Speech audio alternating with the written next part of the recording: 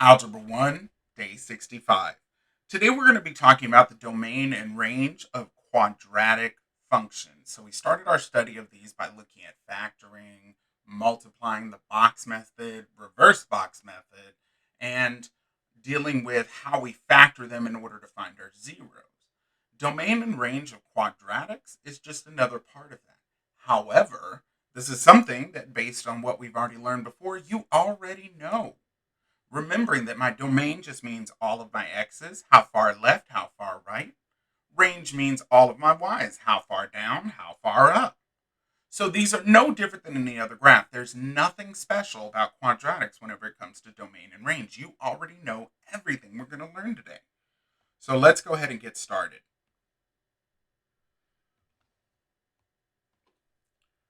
So my domain is the set of all possible x values of a function. Other names for domain are independent variable, input, and sometimes also called x values. My range is the set of all possible y values.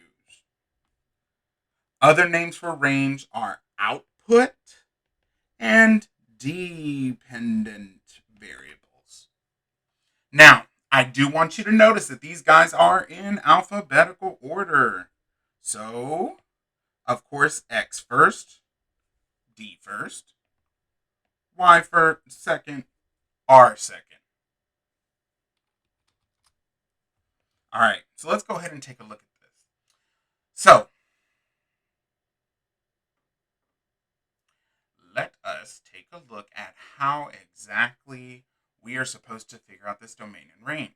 So, here we will see an arrow can go up or down, outwards. We could also see a filled in dot, and we can also see an open dot. For these guys up here at the top, we are always going to have these symbols along with a positive or negative infinity. Because this just means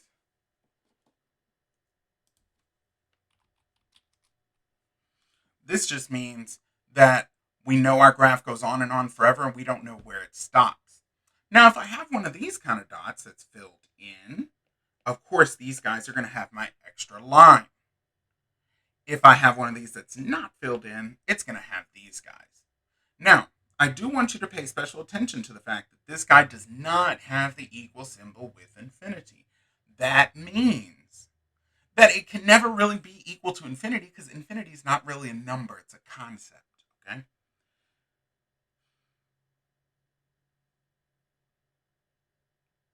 All right. So, because of the shape of the graph, where it's a U, it's either going to have a top, maximum, or bottom, minimum, meaning something to deal with the range because that's top to bottom. However, unless otherwise stated or graphed, we should assume that the domain of all quadratic functions is all real numbers. Sometimes written like this, sometimes written like this, depending on how crazy they're feeling with whatever you're doing.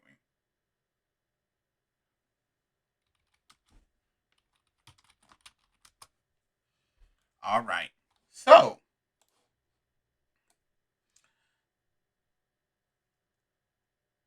the axis of symmetry is determined by the x coordinate of the vertex, sometimes called my minimum or my maximum. All right. So let's take a look at this graph. So of course they gave us x values. They want us to go ahead and figure out our y values. I'm going to go ahead and deal with that. Let's see here. All right, so I have my table pulled up on my calculator, which is not shown here. For 0, the value is 7. 0, -5, -8, -9, -8, -5, 0, 7. Again, I want you guys to pay attention to the kind of mirror nature of these. Notice how eventually it's going to kind of head all the way down and then it's going to start heading all the way back up, or it can go up and then down, depending on whether or not it opens upward or downward. So my best guess would be that 4, -9 would probably be my vertex, with zeros located at x equals 7 and x equals 1. But let's go ahead and graph this. But before I do, I see going from 0 to 8, down, down, down, down, down, up, up, up, up, up. So my graph should look something like this. So let me go ahead and graph those. 0, +7, 1, 0, 2, -5, 3, -8, 4, -9, 5, -8,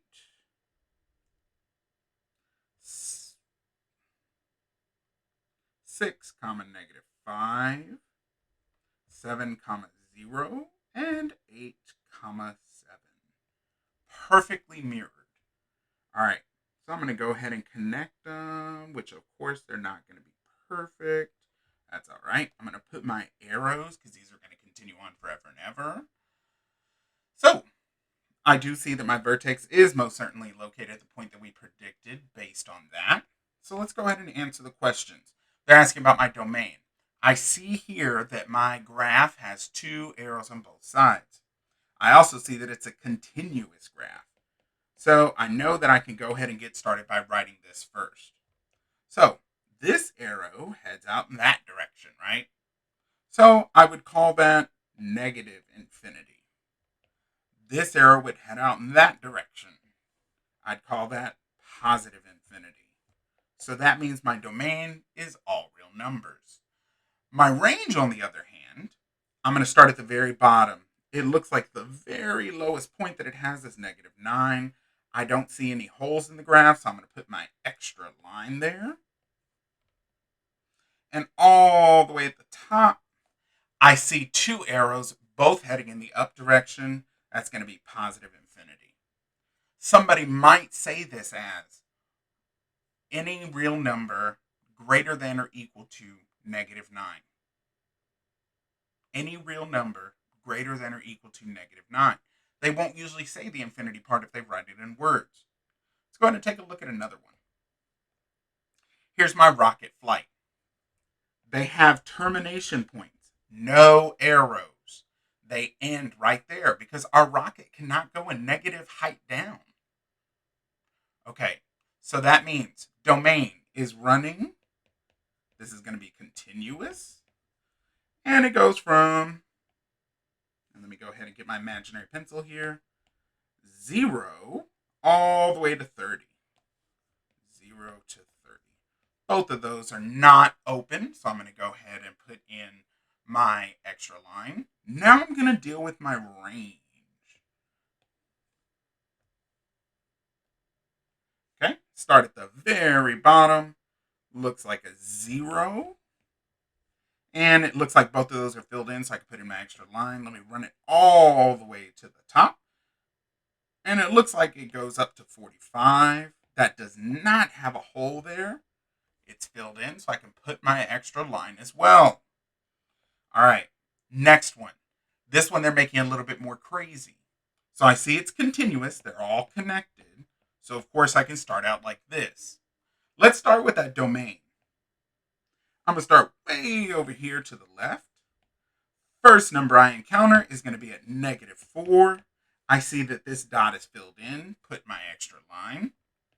Let's go ahead and go way out here, and I'm going to come back. The very first number that I encounter is going to be 1. This is the furthest that it can go to the right. Noticing how the dot is not filled in, so this guy should not have an extra line.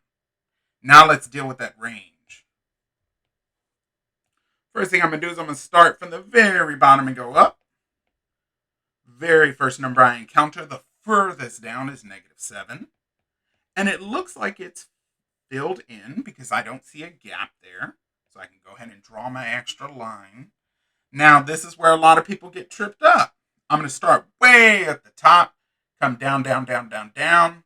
I see 2, and it's not filled in, so no extra line. However, some people would get confused and think this would be it. But guess what? I have a point that's taller or further up, so that means that is where my range is. Because these points can exist anywhere from -7 all the way up to +2 in terms of range. All right, so I want you guys to go ahead and get started on the example questions, and I'll see you next time.